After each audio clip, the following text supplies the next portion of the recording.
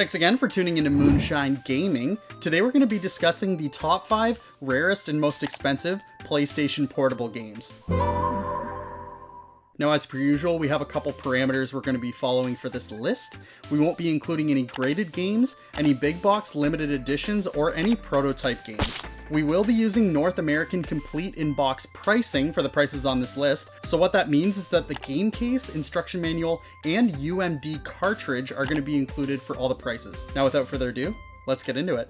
First up, we've got I II Chronicles. This is an action role-playing game that was released for the PSP in 2011. This compilation cartridge consists of enhanced remakes of the first 2 games released in the Ys series. The games were originally released over 20 years prior to the release on the PlayStation Portable. The game tells the story of a red-haired warrior named Adal Christian. The weird thing about this game is that there's no attack button, and swinging your sword is not mapped out to any button. You have to line up your character with the enemy and charge straight into them with sort of a body slam mechanic. You can still take damage from enemies depending on the angle of your body slam. For example, if you hit them head on, you'll lose damage, but if you hit them from the side or back, you won't lose any damage. This style of combat is still pretty unique today, although one downside is the enemy's AI in the game. They seem to just mindlessly walk around. Another downside to the game is the puzzles. Some of them in the first installment are nearly impossible, and they don't even make sense. Some portions of the game are pretty much impossible to get through without the help of a walkthrough. Side note, this version of the game isn't actually newly developed, it's an adaptation of a previous remake of Ys I and II from 2001. The only completely new part of this game is the soundtrack, which is actually really good. You can even swap between the new soundtrack and the original one from 1987. At the end of the day, this is a 30-year-old game with a 20-year-old coat of paint with a brand new high energy soundtrack. If you're in the mood for an old school RPG journey, probably with the help of a walkthrough or guide, then this game might be worth checking out. The current market value of this game is $191.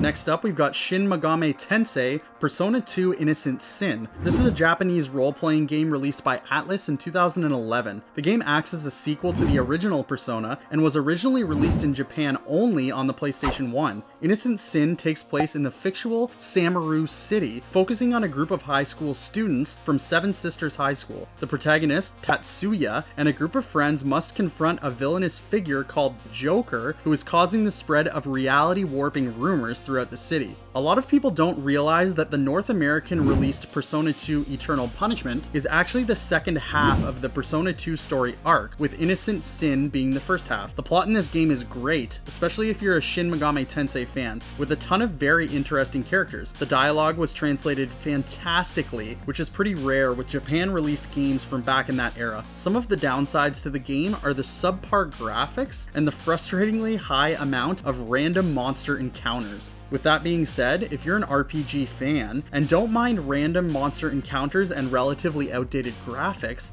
definitely give this one a play. But if random monster encounters aren't from you, maybe pass on this one.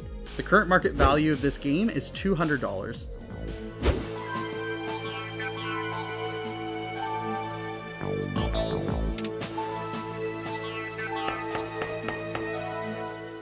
Next up, we've got Legend of Heroes 3 Song of the Ocean. This is another role-playing game that was released in 2007. The game is yet another pre-2000 Japan released game that was ported to the PSP. I think we're starting to see a trend here. This one was released on Windows in 1999. It's the 5th game in the Legend of Heroes series and the 3rd and final title in the Gagharv trilogy. This game follows the adventure of a young musician named Forte who embarks on a quest with his grandfather to hunt down a lost musical composition. This is your standard RPG with not really any new, unique mechanics. It seems to follow all the cliches of most RPGs from the time of release. This may be part of the reason why the Legend of Heroes series never reached the heights of other RPGs from that time, such as Valkyrie Profile or Suikoden. The battle system is turn-based and pretty simple, with the ability to upgrade your skills and learn magic spells. Also, you can combine the magic skills of 2 characters together to create one powerful magic attack. The graphics in the game are decent, the music music is decent, and there's no voice acting and few sound effects. The game isn't bad, it's just okay. Nothing really stands out as being amazing, but I'd probably say that this is the best game in the Legends of Heroes series. If you like standard RPGs, this one could be worth checking out, but don't expect anything too incredible.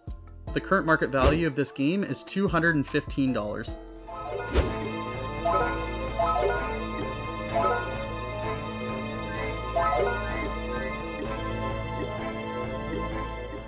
Next up, we've got Hexyz, which I think is how it's pronounced. This is a role-playing game that was released in 2010. The game takes place in the world of Burge, which was created by the god of creation named Norvia. It's now facing an apocalyptic disaster, thanks to the god of destruction named Delgaia. Pretty standard RPG stuff, trying to save the world, fighting enemies, leveling up, you know the drill. One of the things I love about this game is that there's actually 2 full story arcs, one for each of the characters you can play as in the game. You can choose between Cecilia, a young cleric, or Levant, a knight. Both travel their separate ways through the game and cross paths occasionally throughout each of their journeys. The graphics in the game are also fantastic, with sharp and colorful scenery, as well as great voice acting and a solid soundtrack. As someone who isn't a huge fan of random enemy encounters, this game is right up my alley since there are no random encounters, and all enemies are seen on screen. Nice. The game uses the standard turn-based battle system with some minor additions, breakable weapons called Spirit Facts, and weapons that consume Ragna points, which are basically magic points. It also uses a rock, paper, scissors system, where some attacks can do massive damage and some can do minimal damage, depending on the type of enemies you're fighting. One of the things that stuck out to me was the lack of NPCs that you run into throughout the game.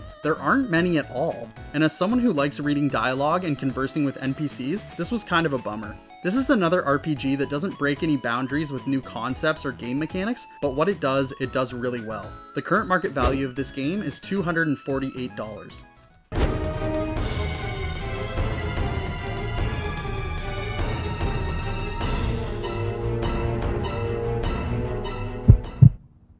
Next up, number 1, Shin Megami Tensei Persona 3 Portable. Well, it's official. Every single game on this list is an RPG. This one was released in 2010. In the game, you explore something called the Dark Hour, which is the period of time that exists in between days. Most people aren't aware of the Dark Hour, but there are a few people in the game that know it exists. The real world basically turns into a giant labyrinth, and you'll be dungeon crawling and fighting bad guys. The game was first released on PS2 in 2007, and then brought to the PSP a few years later with a couple changes. One difference with the PSP version is that you're able to play as a female character, which was not an option in the PS2 version. There were also 2 new difficulty levels added and some minor plot changes. The social exploration aspect of the game has also changed since the PS2 version, from fully roamable 3D exploration to point and click 2D scrolling maps in the PSP version. I almost prefer it this way, as you aren't wasting too much time running around the open world. The game looks and sounds great on the PSP. The 3D battles are clean and the 2D characters look great as well. They also revamped the soundtrack. I did like the battle music a bit better in the PS2 version, but this new soundtrack still sounds great. I'd go as far as saying this is my personal favorite on today's list, and it's definitely worth checking out whether you're a Shin Megami Tensei fan or just a fan of RPGs in general. The current market value of this game is $254.